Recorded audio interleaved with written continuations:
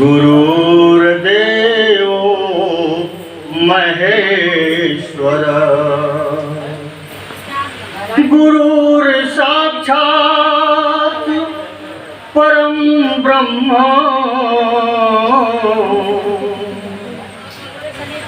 तस्मै श्री गुरुवे नमः। तस्मै श्री गुरुवे नमः।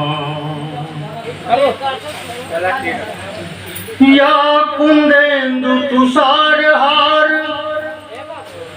धवलाया शुभ्रवस्त्रावृता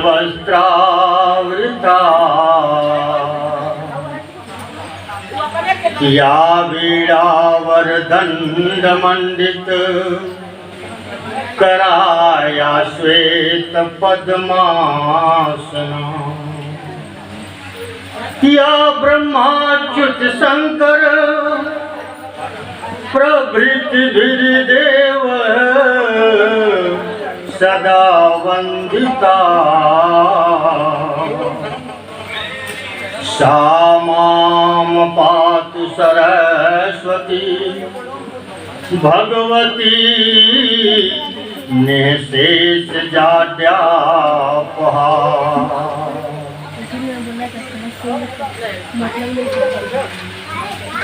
बन मानुष ते बनी मानुष जाति जो मानस में नहीं मानस राखे ओ भावे कबीर से किसी की नहीं जो तुलसी रस माधुरी चाखे जे तुलसी रस माधुरी चाखे। राज की बात सुनो धरि ध्यान राज की बात सुनो धरि ध्यान राम का दास असत्य न भाते राम का दास असत्य न भाते कि एक दिन मिल जाएंगे राम कि एक दिन मिल जाएंगे राम जो मानस माही लगी रही आँखें जो मानस माही लगी रही आँखें। बोलिए श्री सीताराम जी महाराज की जय। यहाँ तक अगर इस पंडाल का एक ये बांस के खंभे को पकड़ लिया जाए 2 मिनट के लिए तो उसके पुण्य को भी संत लोग नहीं बता पाते हैं कि वो कितना भाग्यवान है जो एक बांस के इस टुकड़े को पकड़ ले थोड़ा देर के लिए कि हमने इसमें सहयोग किया है। बाकी इस भागवत में सहयोग करने वाले क्या पाते हैं ये संत लोगों के द्वारा ही प्राप्त होता है। तो भागवत से ही प्रारंभ करते हैं। कृष्ण की लीलाओं को सुन करके दूर गांव में एक गोपी ये सोच रही है इतना सुंदर है कन्हैया उसके चमत्कार इतने हैं मेरी मुलाकात कैसे हो मैं उसका दर्शन कैसे कर पाऊं। लड़की है इज्जत भी है उसकी ये भी देखना है कि कोई जाने न लेकिन मन के भाव को छिपा नहीं पा रही है। खुद कन्हैया से विनती कर रही है कि हे प्रभु आपकी लीलाओं को सुनकर आपके रूप के बारे में जानकर इच्छा प्रकट हो रही है कि हे प्रभु आपका दर्शन हो। मजबूरी ये है कि मैं एक कुंवारी लड़की, समाज का डर है और किसी से कह नहीं सकती कि मुझे अपने साथ ले चलो, या कोई संदेशा किसी से नहीं भिजवा सकती। मैं चाहती हूँ कि मैं जानूँ, और अगर आप अंतर्जामी हैं, सुनने में आया है कि आप अंतर्जामी हैं, तो आप जाने, कोई और न जाने। आने में, गोकुल तक पहुँचने में क्या क्या समस्या है गोपी प्रकट कर रही है। पहली समस्या तो यह है कि उसके गांव से गोकुल बहुत दूर है। तो पहली समस्या अपनी बता रही है कि दूर नगरी रे बड़ी, दूर नगरी, दूर नगरी रे बड़ी, दूर नगरी, कैसे आऊं मैं कन्हैया तेरी गोकुल नगरी, कैसे आऊं मैं कन्हैया तेरी गोकुल नगरी, कैसे आऊं मैं कन्हैया। पहली समस्या तो यह है प्रभु कि तेरा गोकुल मेरे गांव से बहुत दूर है। तुम्हारे यहाँ आने के जो उपाय हैं, जो सिस्टम है, उसमें भी डर लग रहा है कि कहीं लोग जान जाएंगे। एक समाधान है कि किसी सहेली को लेकर के आऊं जो तुम्हारे गोकुल तक की रास्ता जानती हो।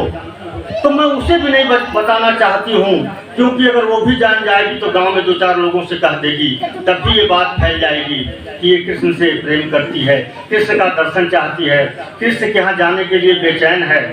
तो नाना प्रकार की लज्जा है। कहती है कि सखी संग आऊं तो लाज मोहे लागे, लाज मोहे लागे रे, शर्म मोहे लागे। सखी संग आऊं तो लाज मोहे लागे, लाज मोहे लागे रे, शर्म मोहे लागे। आऊं जो अकेली है, आऊं जो अकेली, भूल जाऊं डगरी, भूल जाऊं डगरी, कैसे आऊं मैं कन्हैया तेरी गोकुल नगरी, कैसे आऊं मैं कन्हैया। एक प्रॉब्लम तो हे कृष्ण, ये सखी के साथ आने का है। मैं हर किसी से छिपाना चाहती हूँ, लेकिन आपके दर्शन के लिए बेचैन हूँ। इसके लिए अब दूसरी उपाय जो उसके दिमाग में है गोपी के, उस वक्त चाहे शादीशुदा हो, चाहे कुंवारी हो, चाहे जो भी महिला रही हो, जो भी कृष्ण से प्रेम करती थी, उसे गोपी की संज्ञा दी गई। इसलिए हम इसे भी गोपी की संज्ञा देते हैं। दूसरा समाधान बता रही है गोपी कि रात को आऊं तो डर मोहे लागे, डर मोहे लागे रे, भय मोहे लागे। रात को आऊं तो डर मोहे लागे, डर मोहे लागे रे, भय मोहे लागे। और यदि दिन में आऊं, दिन में जो हाँ, दिन में जो आऊं है, दिन में जो आऊं देखे सारी नगरी, कैसे आऊं मैं कन्हैया तेरी गोकुल नगरी, कैसे आऊं मैं कन्हैया। यह भी एक समस्या है। रात को आने पे डर लगेगा और दिन में आऊं तो सारे लोग देख जाएंगे, तो फिर सारी बातें छिपाने का क्या मतलब रह जाएगा। जो डर है वो तो हो ही जाएगा। तीसरी समस्या है तुम्हारे यहाँ तक पहुँचने में, इस पार मैं हूँ, उस पार तेरा गोकुल, पार तेरा गोकुल, उस पार तेरा गोकुल। इस पार मैं हूँ, उस पार तेरा गोकुल, पार तेरा गोकुल, उस पार तेरा गोकुल। और समस्या क्या है? बीच में बहाती है, बीच में बहाती जमुना है गहरी, जमुना है गहरी, कैसे आऊं मैं कन्हैया तेरी गोकुल नगरी, कैसे आऊं मैं कन्हैया। ये तीसरी समस्या है। मुझे तैरने आता नहीं, तुम्हारे यहाँ पता चला है कि नाव चलती नहीं, और मैं सुनी हूँ कि तू माखन खाता है बहुत प्रेम से। 9 लाख गाय नंदलाल के नंद बाबा के पास हैं, 9 मन माखन रोज होता है। लेकिन हे कन्हैया, सुनती हूँ कि तुम रोज माखन चोरी करते हो गोपियों के घर में जाकर के। अब ये तेरी मर्जी है कि तू माखन क्यों चोरी करता है, लेकिन मैं आऊंगी तो खाली हाथ नहीं आऊंगी, तुम्हारे लिए माखन लेकर के आऊंगी मटकी में। अब उसके लिए क्या समस्या है कि धीरे धीरे आऊं तो दिन बीत जाए, दिन बीत जाए रे दिन बीत जाए। तो तेज चलूं रे हाय, तेज चलूं तो छलकाए गगरी। कैसे आऊं मैं कन्हैया तेरी गोकुल नगरी, कैसे आऊं मैं कन्हैया। अब आगे एक और इच्छा है कृष्ण तुम्हें तुम्हारे पास पहुंचने के लिए, और तुम्हें रिझाने की एक उपाय मेरे पास है।